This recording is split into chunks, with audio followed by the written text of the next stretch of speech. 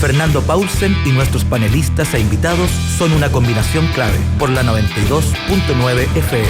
La clave me escucha. Ahora contesta tu anexo desde tu oficina, el aeropuerto, el metro, donde estés, porque con Central Telefónica Virtual de BTR Negocios puedes conectar las llamadas fijas y móviles de tu pyme a un solo número. BTR Negocios, vívelo hoy. Empieza tu día con toda la energía natural de Marley Coffee, un café de grano orgánico molido al instante con leche descremada. Prueba el sabor de Marley Coffee en sus 2 exquisitas y variadas mezclas de máquinas self-service. Espresso, chocolate fuerte, té chai y otras bebidas calientes te esperan para recargar tu día. Con Marley Coffee disfruta tu día con toda la onda. Sheraton Santiago te espera para cerrar la semana y solo preocuparte de disfrutar. Los días viernes, sábados y domingo, una grata estada y la mejor atención te esperan con una tarifa especial para chilenos de 99.000 pesos con IVA. Incluye desayuno, acceso a piscina temperada y estacionamiento. Venga a conocer el único resort urbano de Santiago. Fin de semana especial en Sheraton Santiago. Reservas al 222-335000 o en sheraton.com/Santiago. Queda poquito para que se vayan los libros. La novela El Ejército Invisible de Ricardo Monsalve y de María José Cumplido, Chilenas Rebeldes 2. Para concursar, hashtag combinación clave y @ me gusta leer CL.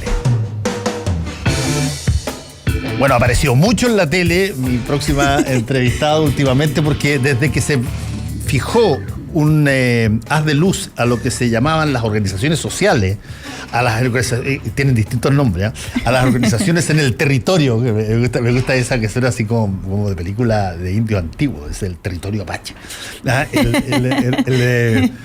A las organizaciones que están en los territorios o que son efectivamente han empezado a aparecer mucho más y van a estar apareciendo mucho más porque van a ser probablemente una parte muy consustancial de lo que eventualmente puede terminar siendo una convención constitucional y además en todas las movilizaciones. Estamos con Doris González, vocera nacional del Movimiento Pobladores Ucamau, que tú me dijiste lo que significa Ucamau. ¿Qué significa Ucamau? Hola, buenos días. Primero, saludar a Fernando, al equipo y a los auditores.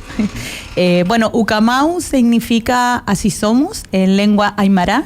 Y es como un así somos desafiante, es como, bueno, así somos y qué, al que le gusta y el que no, bueno.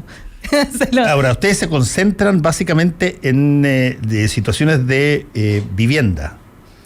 Sí, principalmente nuestra organización y nuestro movimiento tiene una reivindicación principal que es el derecho a la vivienda y a la ciudad, no solo la vivienda. Porque en sí nuestra organización, digamos, tiene un enfoque mucho más acabado respecto de lo que es el desarrollo urbano, el desarrollo de ciudad, y en donde también ponemos el énfasis que las comunidades tienen que participar. Por eso yo siempre menciono el territorio, ese espacio que defendemos, ese espacio que construimos colectivamente y donde en muchos de los lugares, en muchos barrios, en muchas poblaciones, el Estado ni siquiera llega a esos lugares. Entonces ahí la autogestión, el trabajo comunitario, el trabajo de la vecindad ¿Cómo se detecta, Doris, cómo se detecta un lugar allí donde, por ejemplo, puede haber una serie de viviendas o puede haber un plano regulador o puede haber una mini ciudad, si tú quieres? ¿Cómo se detecta eso? Tú dices, hay muchos lugares donde el Estado tiene estas posibilidades y no las ejerce.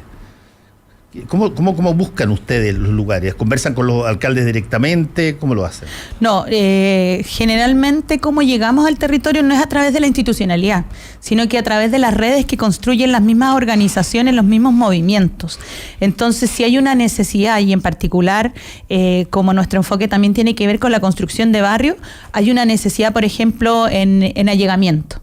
O sea, hay muchas familias que hoy día viven de allegadas en nuestros barrios, en nuestras poblaciones, y que es un fenómeno que se había mantenido muy bajo la alfombra, que no estaba siendo visto por la autoridad, porque en realidad se enfocaba mucho más en el déficit habitacional que existía como números, pero no en las condiciones de vida que tenían esas familias, esas personas, y de esa manera fuimos buscando, bueno, hay una necesidad de vivienda, pero también qué otras necesidades hay en estos lugares, y donde la institucionalidad no llega necesariamente, porque en muchos de los casos son de otras maneras que se van resolviendo la falta de Estado. Y por eso hablaba de la autogestión, es que las organizaciones y los movimientos sociales comenzamos ahí a tratar de resolver y claro, y en algún momento de todas formas tenemos que llegar a la institucionalidad. O sea, nosotros no creemos que el Estado no tiene que ser partícipe de los cambios que se generan en los territorios, en las comunidades, sino que más bien el Estado tiene que acompañar, pero tiene que escuchar, que es una cuestión que hoy día se habla mucho y se dice, bueno, no escuchan a la ciudadanía, no escuchan al pueblo. Esta cuestión nosotros la venimos diciendo hace mucho tiempo y venimos trabajando y proponiendo ciertas cosas a los municipios o directamente al gobierno central, a algunas, digamos, instituciones que nos ayudan a resolver situaciones que son muy complejas para cientos de personas, para familias que, en definitiva, ven su calidad de vida muy mermada hoy día en este sistema. Estamos conversando con Doris González. Ella es vocera nacional del Movimiento de Pobladores Ucamau. Ahora, yo me acuerdo hace mucho tiempo, Doris, creo que lo dije aquí alguna vez, que el problema básicamente del país en un momento dado era el problema de los que se llamaban sin casa. Y hubo de todo con eso. Fue cuando se erradican las poblaciones que quedaban en los barrios altos de Santiago, básicamente aquí en Las Condes, en Vitacura, y se trasladan a la periferia del sur, básicamente. Y eran personas que vivían también allegadas, pero que no tenían potencialidad de acceso a la vivienda.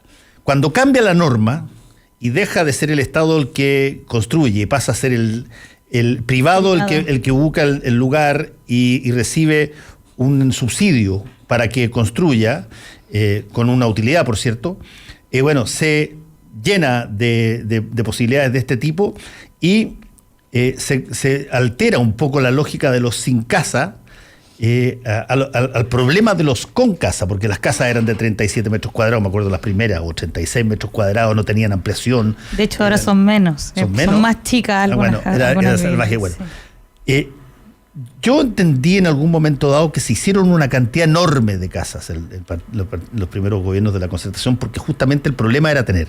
Pero que una vez que se hicieron, viene el problema de... y nadie pensó en tener, qué sé yo, una posta cerca o un colegio cerca, porque ahí se generó el problema de la convivencia después. Sí, mira, lo que tú dices es algo súper importante.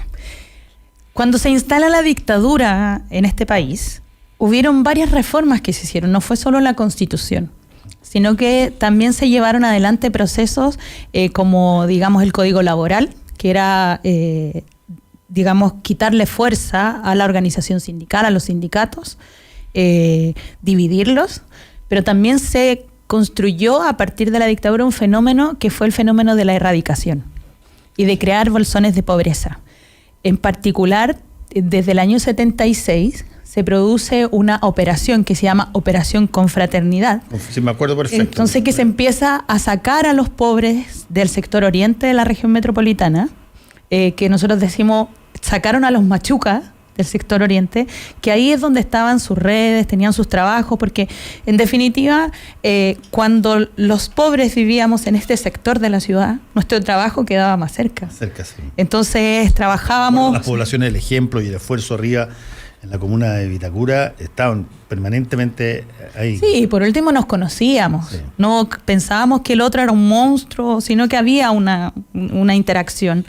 Y esto se lleva adelante después en el año 79 a través de la Política Nacional de Desarrollo Urbano, que instala la dictadura, erradicando, digamos, a todos los pobres de estos sectores y creando bolsones de pobreza que lo único que hacen es construir viviendas.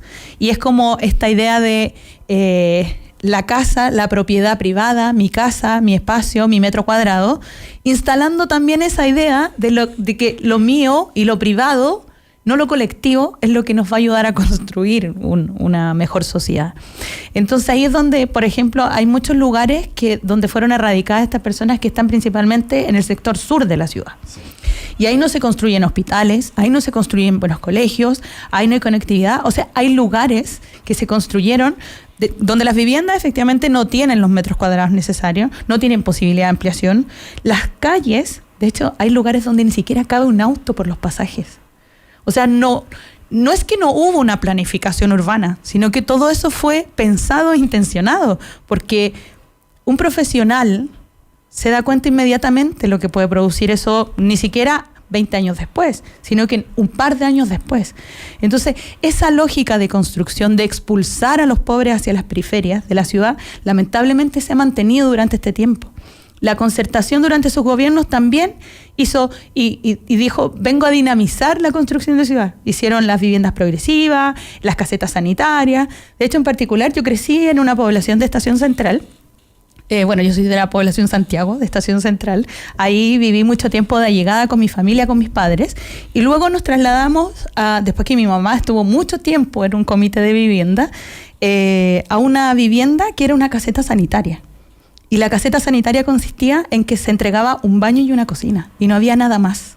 Todo el resto tenía y todo el resto era construcción. Y nos dijeron, es que después viene la segunda etapa de este proyecto. Y esperen, porque va a llegar.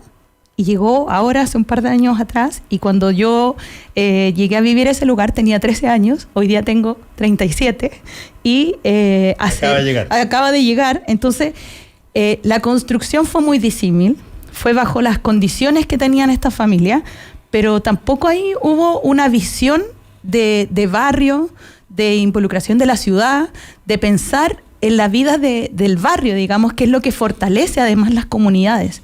Entonces, nosotros apelamos a algo absolutamente distinto. Y cuando decimos que Ucamau lo que hace es construir vida de barrio, tiene que ver con eso. Porque además que cuando nos organizamos en los comités de vivienda, en los movimientos de pobladores, lo primero que estamos haciendo es conocernos con nuestros vecinos y saber con quién vamos a vivir, interactuar. Y eso, lamentablemente, no lo hace la política habitacional, no lo hacen hoy día las instituciones y más bien lo dejan todo al arbitrio de los privados, que no diseñan en conjunto con su comunidad, no piensan en la vida de barrio y en cómo se van a desarrollar en el futuro, digamos, esas nuevas comunidades. Estamos conversando con Doris González, vocera nacional del Movimiento de Pobladores Ucamau. Ahora, ahí hay un punto súper interesante, lo que tú dijiste, porque tú dijiste, la gente se conoce, la gente se contacta, se topa en las salidas, se lo topa en los almacenes, se topa en las plazas, se topan donde vayan. Y una de las cosas que estamos viendo hoy día, que es el nivel de violencia, de saqueo que hay, que también ocurre en la periferia, y la pregunta es, a ver, pero las personas que están ahí, las personas que son parte de esa población, ¿saben quiénes están saqueando o vandalizando? ¿Son gente que viene de afuera? ¿Son la gente del mismo lugar? Si lo saben y los conocen, ¿por qué se produce una cosa que eventualmente te puede estar afectando a alguien que tiene el mismo problema? Bueno, primero hay que diferenciar dos cosas. Uno, que es... Te dejo abierta la pregunta, sí. Playa. Primero tiene que... Bueno, hay distintos tipos de saqueo y uno tiene que ver con una cuestión que es mucho más contestataria y más, digamos, pensada políticamente, que es atacar a las grandes empresas y todo eso, que podemos compartirlo, no, digamos, la forma. Pero hay otro que simplemente es vandalismo, y que es atacar al negocio del sector, del lugar, que no ha sido mayoritario en todo caso. O sea, no ha sido mayoritario, han sido focos que se instalan en algún lugar, pero que eso también tiene que ver con el desarraigo que existe, con la falta de comunidad, con que no existe digamos, esta vinculación entre vecinos, esta participación, estos espacios de debate, de construir juntos una comunidad. Y eso, lamentablemente, en muchos de los casos, digamos, el tema del narcotráfico es una cuestión que es transversal en distintos territorios, porque no solo se ve en las poblaciones, sino que también en los sectores altos digamos, del país. Entonces, también eso juega un rol importante en esta desafección, en esta idea de romper el entramado social, de romper el tejido social. Y eso es algo que a nosotros también nos preocupa mucho. Cuando la autoridad, la vocera de gobierno sale a decir que los movimientos y que todo esto está financiado por las barras bravas, por el narcotráfico, antes eran los alienígenas y un montón de cosas, lamentablemente está súper equivocada y súper desenfocada en sus dichos. ¿Es que no está el narco metido? No, Sí, ellos no trabajan con las organizaciones sociales, porque de hecho los movimientos sociales lo que nosotros hacemos e intencionamos es sacar a los chiquillos de la pasta base, es que ellos tengan un espacio de participación, es que la comunidad se fortalezca y en definitiva estas cosas que suceden en nuestra población y que son una realidad y que en muchos de los casos también tiene que ver con las necesidades que tiene la población de resolver la economía. Nosotros no queremos que nuestros jóvenes, nuestros chiquillos sigan metiéndose en la pasta base, porque eso no ayuda al barrio, no ayuda a la población, no ayuda a crecer. Pero no cabe la menor duda, por lo menos que hay ciertas cosas que yo ya empiezo a ver videos donde están cabros relativamente jóvenes con pistola, como he visto 2 o 3, y que asaltan, se coordinan para un determinado saqueo, para una determinada situación, se van en auto. Y por lo tanto tú puedes colegir, puedes estar equivocado, puedes colegir que ahí hay una organización de un tipo distinta a la típica organización poblacional o comunitaria de la que estamos hablando. Por supuesto que sí, o sea... ¿Cómo calza ahí el encuentro con la gente de la comunidad? Lo que pasa es que tampoco se nos puede responsabilizar a nosotros de ese tipo de acciones. No lo digo que como responsabilidad, digo casi como descripción. Pero, por ejemplo, nosotros, cuando hay una comunidad que se conoce y que trabaja en conjunto, nosotros igual podemos lograr frenar ese tipo de situaciones. Por eso hablo de que tenemos que conocernos, tenemos que participar juntos, tenemos que tener una vida en comunidad. Porque de otra manera, cuando alguno de los chiquillos o alguien, como decimos, se pasa de rosca, nosotros podemos ir a hablarle y decirle, ¿sabéis qué? No hagáis esto, estáis equivocados, nos estamos perjudicando a nosotros mismos. Y eso es una realidad. Entonces, por eso insisto con la idea de que la comunidad es la que se busca fortalecer y de esa manera también tiene su seguridad de que no nos va a ocurrir nada a nosotros en el territorio, en nuestro espacio, en nuestro hábitat. Y desde ese punto de vista, Dori, ¿qué fortalece a una comunidad? ¿Dónde está el pegamento que fortalece a una comunidad versus otra que no, que está fragmentada? En el diálogo, en encontrarse, en participar juntos, en buscar objetivos comunes para mejorar la calidad de vida que es colectiva. Porque muchas veces nosotros creemos que nuestro problema es individual, que nuestra situación es compleja, la interna, en la familia, en nuestro espacio privado. Pero en realidad, cuando salimos a la calle, o simplemente como cuando nos dicen que el problema de la seguridad es un problema que estamos viviendo como sociedad y nosotros nos encerramos en nuestras casas, lo que hacemos es poner una reja más alta, poner alambre púa y decir, bueno, los niños ya no van a salir más a la plaza. Eso es un error. Ese es el error más grande, porque estamos deshabitando los espacios colectivos, los espacios públicos. Entonces, cuando hay una comunidad que sale, que se encuentra y que vive en conjunto, de esa manera puede dialogar mucho mejor y se fortalece sin ninguna duda, digamos, el entorno y el barrio que se construye cotidianamente, porque no es solo encontrarnos cuando vamos a comprar el pan al almacén, sino que también en los hechos cotidianos que tienen que ver con que los niños salgan a la plaza, que nosotros podamos, no sé, en el verano salir a la plaza a tomarnos el mate o, no sé, a fumarse el cigarro con la vecina y conversar. Esas son las formas de fortalecer la comunidad y que en las políticas públicas en general no está visto, no es parte del enfoque, no es parte de la intervención. Porque no hay... Tú dices, los incentivos para que la gente se conozca, se agrupe, interactúe entre sí. Claro, porque las políticas públicas en general o las intervenciones que se hacen en los barrios vienen súper focalizadas y vienen pensadas desde arriba. Entonces viene todo como ya preparado, listo, y no tiene una participación de su propia comunidad. Se crean organizaciones que duran un tiempo y luego se diluyen, digamos, en el tiempo, porque no hay continuidad, no se piensa en fortalecer liderazgo, no se piensa en fortalecer, digamos, temas formativos, capacitaciones, no se profundiza en eso. Entonces, sino que más bien es una intervención en particular que tiene un tiempo determinado incluso. ¿Y qué tanto, Doris, se ha podido avanzar en que las formas de cohabitación que haya en los determinados territorios tengan los servicios que se necesitan también? Porque ahí yo creo que, o sea, el colegio, me imagino yo, debiera ser un factor ordenador en algunos casos del territorio, lo mismo que una posta o un hospital público. o una situación donde uno tenga que, no sé, no viajar 3 horas para sacar un carnet, digamos. Sí, lamentablemente esas situaciones todavía son muy complejas y no están resueltas. El tema de, bueno, hoy día hay infraestructuras que tienen que ver con, digamos, los consultorios o muchos colegios que tienen una buena infraestructura, pero al interior no está los insumos o los profesionales o incluso la educación que quisiéramos tener en muchos de los colegios que están en los barrios y en las poblaciones. Entonces, para nosotros, por ejemplo, la idea de democratizar la ciudad tiene que ver con eso. Tiene que ver con restablecer los servicios, la infraestructura necesaria, pero que funcionen adecuadamente.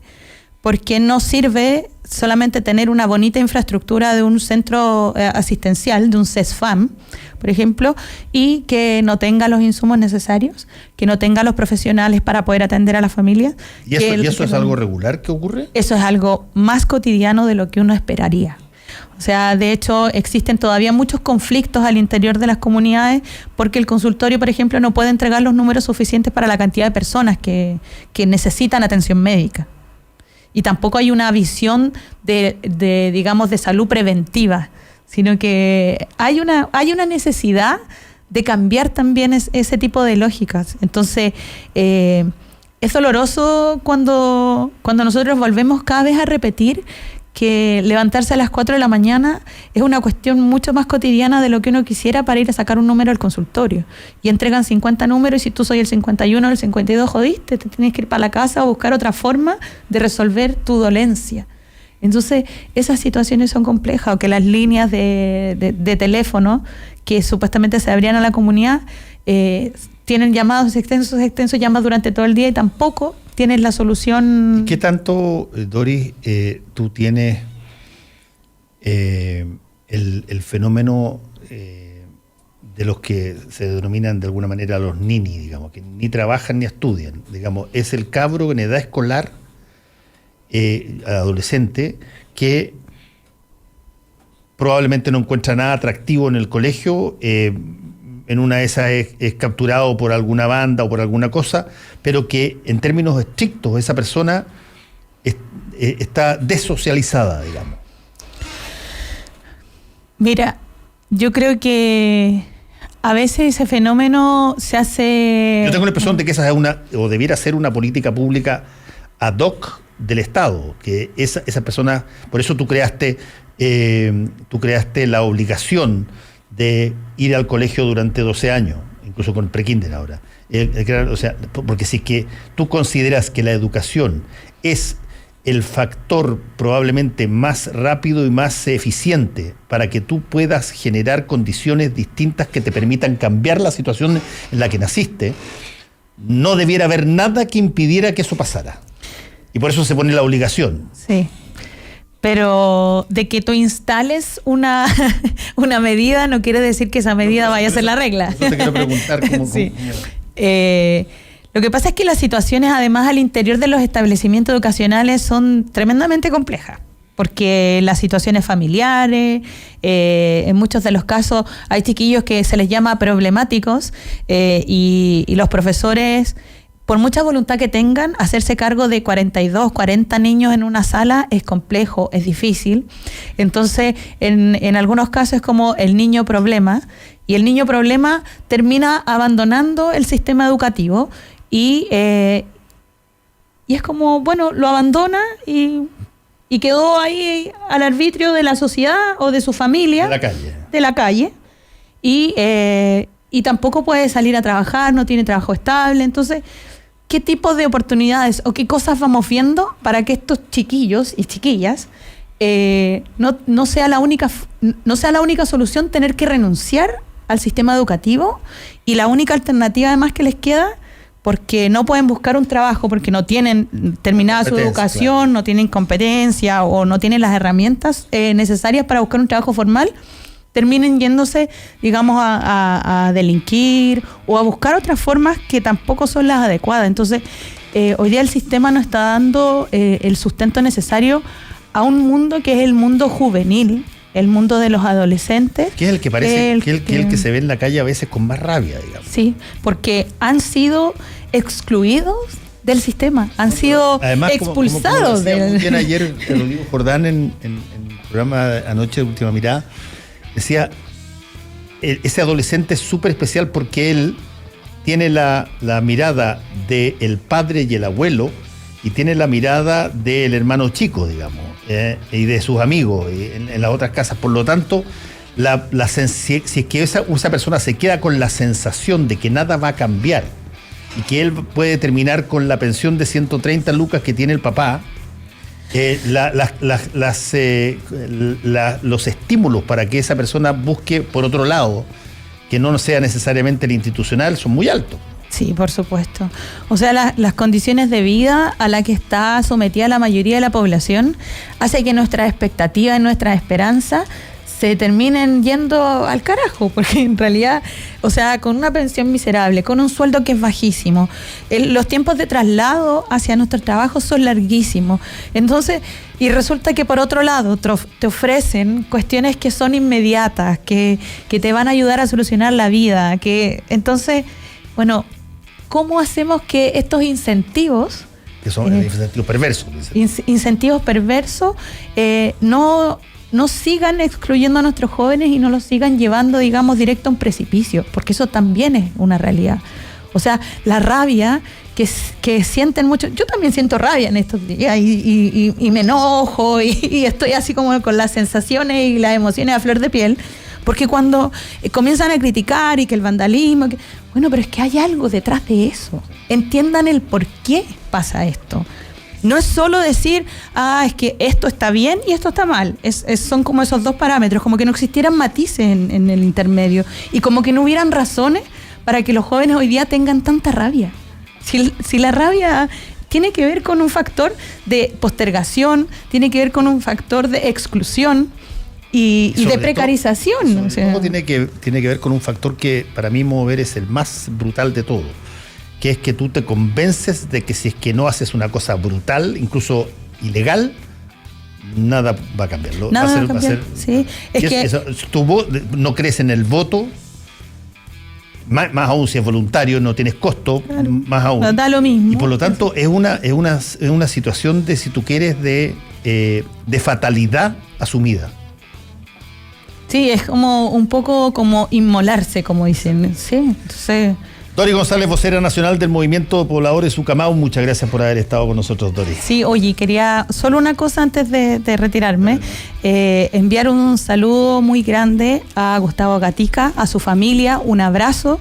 Estamos muy dolidos por su situación, pero también dolidos por todo lo que ha venido sucediendo durante estas últimas semanas, durante este mes. Muchas personas heridas, muchos que hemos visto correr riesgo en nuestra vida, solo por querer cambiar este país de tanta injusticia. Entonces, abrazarlo y hacer un llamado al mundo político, a quienes hoy día pueden cambiar las cosas. Digo, desde la institucionalidad, porque las cosas las estamos cambiando desde afuera, que el respeto a los derechos humanos es una cuestión fundamental y es la única manera de construir la paz en este país que todos esperamos que llegue en algún momento. Eso. Muchas gracias, Doris. Doris González, vocera nacional del Movimiento Pobladores Ucamau. Los libros que vamos a regalar, el de Mujeres Rebeldes es para @Masipi, y el de El Ejército Invisible para @Sofía_Paz29. Así que ya están ahí entregados. Que tengan ustedes buen día. Chao. Club Providencia, un lugar para encontrarnos en familia, presentó Combinación Clave. Fueron 3 horas de información, realidad y debate junto a Fernando Paulsen y nuestros panelistas e invitados. Volvemos mañana con los temas que nos importan para seguir debatiendo y conversando. Combinación Clave. La clave me escucha.